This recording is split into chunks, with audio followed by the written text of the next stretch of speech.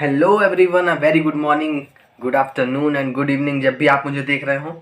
तो आज हम डिस्कस करने जा रहे हैं एक बहुत ही खूबसूरत सा, बहुत ही प्यारा सा टॉपिक, और वो टॉपिक है हमारा एसेलरेशन ड्यू टू ग्रेविटी।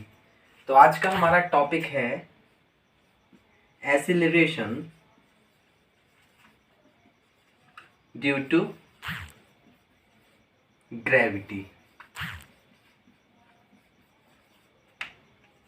तो आइए आज डिस्कस करते हैं कि एसेलरेशन ड्यू टू ग्रेविटी है क्या। तो लास्ट लेक्चर में मैंने आप लोगों को पढ़ा दिया था कि ग्रेविटेशनल फोर्स का हमने आगाज़ किया था, और सबसे पहले पढ़ा था ग्रेविटेशनल फोर्स। किन्हीं भी दो ऑब्जेक्ट के बीच में यदि उनके मासेस हैं और उनके बीच में जो फोर्स लगती है वो फोर्स कहलाती है अपनी ग्रेविटेशनल फोर्स। तो आज हम देखने जा रहे हैं एसेलरेशन ड्यू टू ग्रेविटी। तो बच्चों देखो, ग्रेविटी वर्ड होता क्या है। सबसे पहले आपको ये जानना जरूरी है कि ग्रेविटी वर्ड होता क्या है। देखो, जब 9th में नया नया बच्चा आया हुआ होता है ना, और जब वो ग्रेविटेशनल फोर्स पढ़ रहा होता है तो सबसे ज़्यादा कन्फ्यूजन रहता है उसका कि ग्रेविटेशनल वर्ड क्या है, ग्रेविटी वर्ड क्या है। तो मैं आपको बता दूं, ग्रेविटी वो फोर्स होती है जिससे अर्थ किसी भी ऑब्जेक्ट को खींच रही होती है, या फिर अर्थ जो फोर्स लगा रही होती है किसी ऑब्जेक्ट पे, उस फोर्स को हम बोलते हैं ग्रेविटी। तो और ये ग्रेविटी वर्ड जो है ना, ये केवल अर्थ जो फोर्स लगाती है उसके लिए बनाया गया है। मतलब इनने अपना एक अलग से बना लिया है ग्रेविटी, और बाकी प्लैनेट्स के लिए ग्रेविटेशनल फोर्स ही यूज करना पड़ेगा। बट अर्थ के लिए हम लोग अगर फोर्स बता रहे हैं तो हम यूज करते हैं ग्रेविटी वर्ड। अच्छा, तो जब अर्थ किसी फोर्स से खींच रही होगी तो हमने प्रीवियस जो आपने चैप्टर पढ़े होंगे, आई थिंक सबने पढ़ लिया होगा, है ना, मोशन काइनेमेटिक्स वगैरह और न्यूटन्स लॉ ऑफ मोशन की। जब भी कोई फोर्स लगती है तो एसेलरेशन होता ही है, और एसेलरेशन होता है in the direction of force. अच्छा, अब एसेलरेशन ड्यू टू ग्रेविटी, तो ग्रेविटी वर्ड यदि आपको समझ में आ गया होगा तो आप acceleration due to gravity word का आराम से आप डिफाइन कर सकते हैं, उसको एक मीनिंगफुली तरीके से किसी को समझा सकते हैं।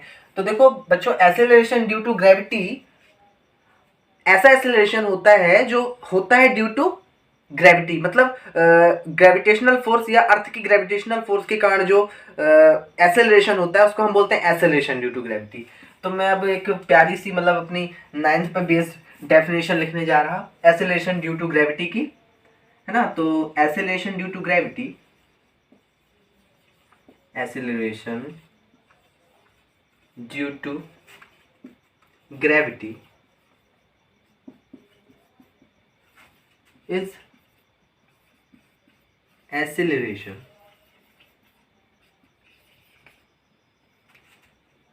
which gained by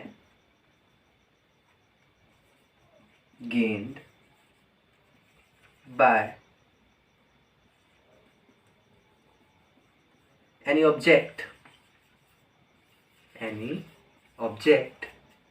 due to gravitational force, due to gravitational force, है ना। तो इस तरह से आप बहुत बढ़िया तरीके से इसको डिफाइन कर सकते हैं, है ना।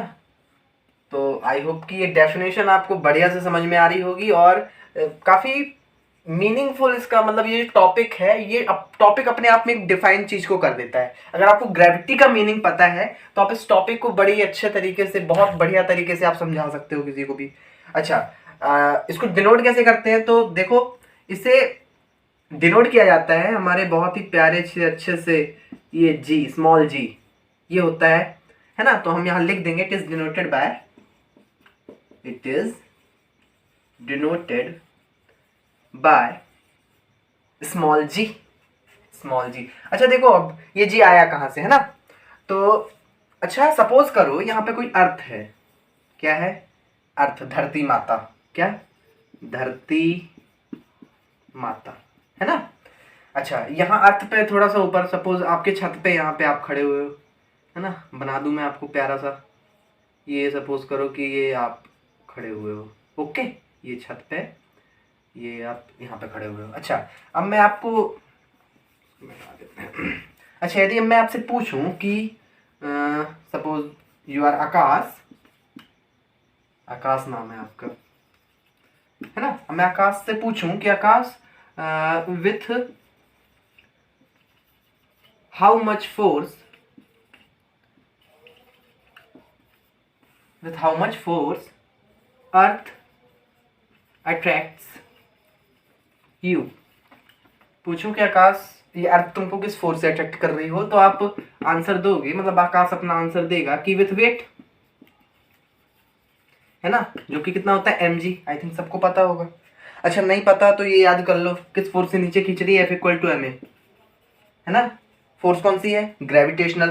तो एक्सेलरेशन भी कौन सा होगा, due to gravity, due to gravitational force. कौन सी, अर्थ की ग्रेविटेशनल फोर्स, जिसको हम लोग ग्रेविटी बोलते हैं, है ना। तो यहाँ पे हम ए नहीं लेंगे ना, क्यों नहीं लेंगे, इसलिए नहीं लेंगे क्योंकि जो फोर्स है ग्रेविटेशनल फोर्स है, और इसके कारण ड्यू टू ग्रेविटेशनल फोर्स, मतलब अर्थ की ग्रेविटेशनल के फोर्स के कारण जो एक्सेलरेशन होता है उसको हम बोलते हैं acceleration due to gravity, denote करते हैं जी से। तो F is equal to mg, कितना होगा mg। अच्छा चलो, ये अपनी एक सोच हो गई, है ना। अच्छा दूसरी चीज आप यदि देखो कि ये सपोज कर लो कि आपका मास m है, अर्थ का मास स्मॉल कैपिटल M है ना, एंड आप दोनों के बीच में जो डिस्टेंस है वो है स्मॉल r का। ओके ठीक है। तो अब जैसे कि हमने प्रीवियस लेक्चर में पढ़ दिया था कि ग्रेविटेशनल फोर्स क्या होती है ना। तो ग्रेविटेशनल फोर्स यहाँ पे जो अपन दोनों के बीच में होगी, मतलब आपके बीच में और अर्थ के बीच में, वो होगी, बताइए, F is equal to G M M upon R square, है ना। Separation between them R square. Equation number 2 दे दो उसको। आपने कहा कि आपको जो फोर्स फील हुआ वो F equal to M G. मैंने कहा कि but gravitational force F is equal to G M M upon R square होता है, जी m1 m2 upon R square होता है ना। R square, R is separation between them two masses, है ना। तो चलो, तो हमने बोला कि ग्रेविटेशनल फोर्स तो ये लगनी चाहिए, हाँ ये भी सही है। और आपने बोला कि आपको जो अर्थ खींच रही है नीचे की तरफ वो वेट है कितना, mg, है ना।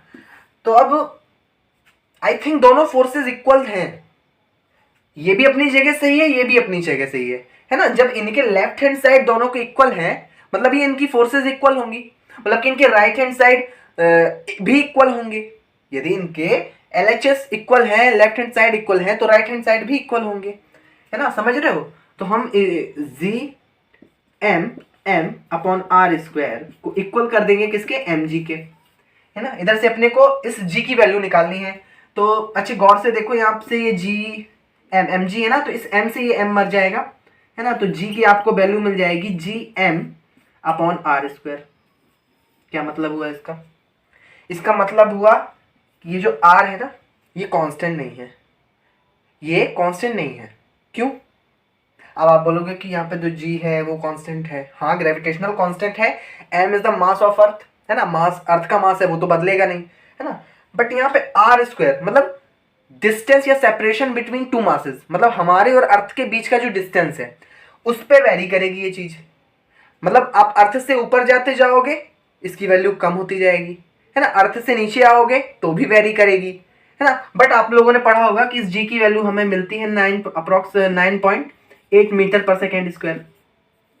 एक्सीलरेशन है ना, तो मीटर पर सेकंड स्क्वायर में लिखेंगे। अच्छा, तो ये वैल्यू कहाँ पे होती है बच्चों, तो ये वैल्यू होती है हमारी अर्थ के सरफेस पे। कहाँ पे होती है, अर्थ के सरफेस पे।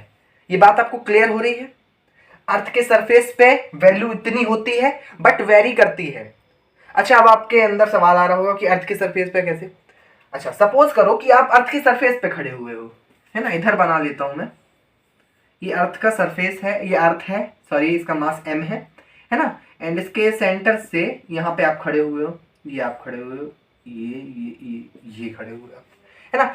दिस टाइम क्या होगा कि आप दोनों के बीच का जो सेपरेशन होगा वो अर्थ की रेडियस के इक्वल होगा। किसके इक्वल होगा, अर्थ की रेडियस के इक्वल। थोड़ा सा चलो, ये हुई रेडियस और इसका मास m, मैं ये बाहर से कर देता हूँ, है ना। तब इस टाइम जो फोर्स लग रही होगी वो कितनी होगी, तब वो होगी कितनी, F is equal to m small m, capital M is mass of Earth and m is our mass, है ना, हमारा मास, अपॉन, सॉरी जी लिखना भूल गया, G M M upon R square. But this time जो अपना सेपरेशन है, जो डिस्टेंस है दोनों मासेस के बीच का, वो आर नहीं होगा, वो हो जाएगा क्या, कैपिटल आर, मतलब रेडियस ऑफ अर्थ। क्योंकि इस बार दोनों मासेस के बीच का जो डिस्टेंस है वो कैपिटल आर है। या आप ऐसे भी समझ सकते हो कि आपको ये दिमाग में भी क्वेश्चन आ रहा होगा, मैं समझ रहा हूँ, कि ये जो डिस्टेंस लिया जाता है ये हमारे सेंटर से अर्थ के सेंटर के बीच का सेपरेशन है, तो हमारे सेंटर का रेडियस कहाँ गया, है ना। तो अपन बोलते हैं कि जो हमारे सेंटर का रेडियस है, सपोज कर लो यहाँ पे स्मॉल आर आपके सेंटर का रेडियस है, सपोज कर लो, है ना। इसको हम निग्लेक्ट कर देते हैं, बोलते हैं कि जो कैपिटल आर है much much greater than small R, बहुत बड़ा है तो हम आर को हटा देते हैं, नेग्लेक्ट कर देते हैं, है ना। तब एफ इक्वल टू हो जाएगा हमारा G M M upon R square, capital R sorry, है ना। देन यहां से अगर हम दोनों को इक्वल करें, किसे, G M M upon capital R square और एम जी को, तब हमें जी की वैल्यू मिलेगी कितनी, तब हमें जी की वैल्यू मिलेगी G M upon capital R square, है ना। ये वैल्यू मिलेगी हमें। मतलब अर्थ, ये कहानी तब की है जब आप अर्थ के सरफेस पे हो या उससे थोड़ा बहुत ऊपर हो, ऊपर नीचे थोड़ा बहुत चल जाएगा, है ना। तब क्या कहानी होगी, तब जो एसेलेरेशन ड्यू टू ग्रेविटी, तब जो एसेलेरेशन होगा वो अप्रॉक्स इसके इक्वल आएगा, है ना। जो हम ये बोलते हैं इसके इक्वल आएगा, है ना। तो तब अर्थ जो हम पे फोर्स लगा रही है, उस समय जो हमारा एसेलेरेशन होगा वो इतना होगा। समझ पा रहे हो मेरी बात को। ये जो एसेलेरेशन ड्यू टू ग्रेविटी, इसकी जो वैल्यू आती है 9.8 मीटर पर सेकेंड स्क्वायर, ये हमारी अर्थ पे होती है या अर्थ से थोड़ा बहुत ऊपर नीचे होती है ना। अच्छा, ये इसको थोड़ा हम देख लेते हैं कैसे आती है। तो जब ये 9.8 मीटर पर सेकेंड स्क्वायर निकाला जाता है ना, तो उसके लिए कुछ अपन सपोज करते हैं कि जी की वैल्यू हमें पता ही है ना। अर्थ का मास क्या होगा एंड रेडियस क्या होगी, है ना। तो बिना गिरे ये तो कुछ होता ही नहीं, कहाँ गया, चलिए ठीक है। तो देख लेते हैं, थोड़ा मैं इसको मिटा दूं,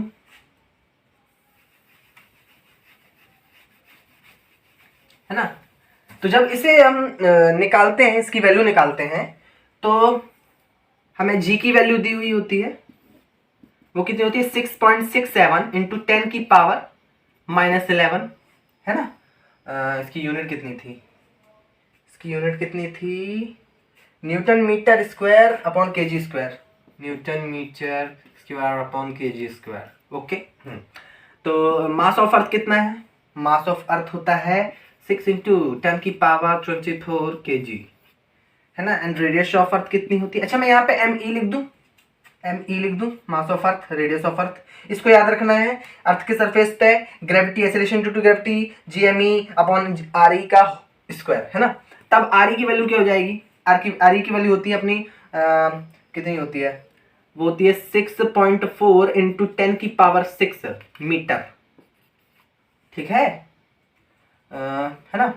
चलो, तो और मास ऑफ अर्थ होता है सपोज लगभग वो 5.94 इंटू 10 की पावर 24, मगर हम उसको 6 इंटू 10 की पावर 24 के अप्रॉक्स मान लेते हैं मास ऑफ अर्थ को, है ना। जब ये वैल्यूज आप यहाँ पे पुट करोगे ना, कहाँ पे, इधर पे, जी इज इक्वल टू जी की वैल्यू कितनी है 6.67 इंटू 10 की पावर -11 इंटू एम की वैल्यू कितनी है, एम की वैल्यू है अपनी 6 इंटू 10 की पावर 24 अपॉन आर की वैल्यू कितनी है 6.4 इंटू 10 की पावर 6, है ना। इन जब सबको जब सॉल्व करोगे तो जी की वैल्यू अप्रॉक्स आएगी 9.8 metre per second square. I hope किसी को कोई दिक्कत नहीं है, समझ पा रहे हो बड़े अच्छे से, कोई दिक्कत नहीं, बहुत बढ़िया।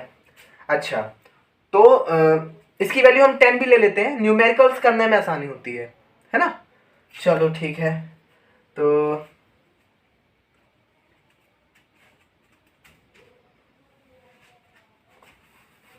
इसको मिटा दूं मैं।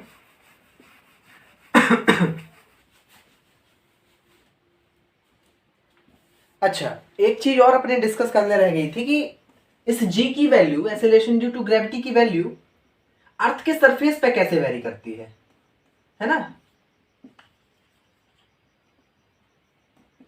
वेरी करेगी कहां पे, अर्थ के सरफेस पे। तो चलिए आइए देखते हैं, एक छोटा सा टॉपिक ये भी है जो आपको समझना बहुत जरूरी है। तो सपोज नहीं, जैसा कि हमें पता है कि अर्थ, शायद आपको पता होगा कि Earth is not a perfect sphere. Earth एक परफेक्ट स्फीयर नहीं है, एक परफेक्ट गोला नहीं है। अर्थ कुछ इस टाइप का है, अपना जो अर्थ है, हमारी जो अर्थ है वो कुछ इस टाइप की है। तो जब एक परफेक्ट स्फीयर नहीं है, चपटी हुई है, तो इसके अलग अलग जगहों पे रेडियस ऑफ अर्थ अलग अलग होगा, है ना। इधर पे कुछ पास होगा, सॉरी इधर कुछ दूर होगा, इधर पे इसकी अपेक्षा कुछ कम होगा, है ना।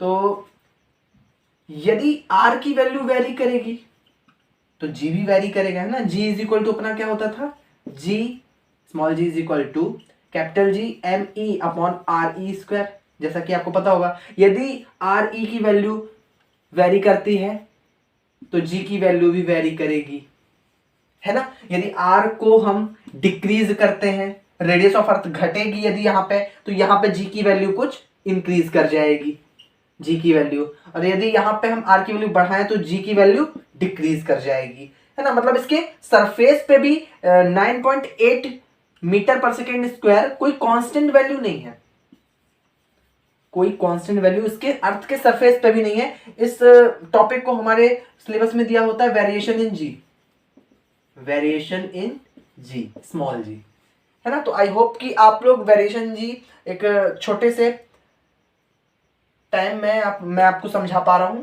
है ना।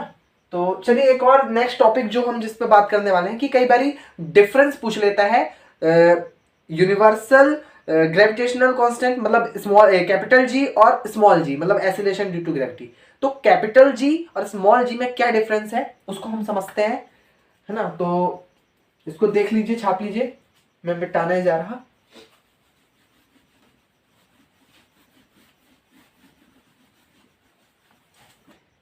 बहुत साफ सुंदर सा अपना व्हाइट बोर्ड, और ये मैं इस पे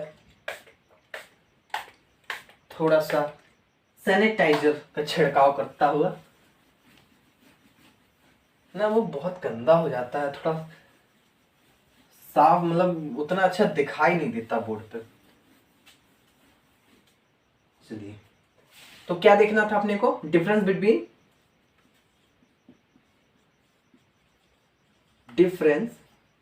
between capital G and small G, difference between G and ji.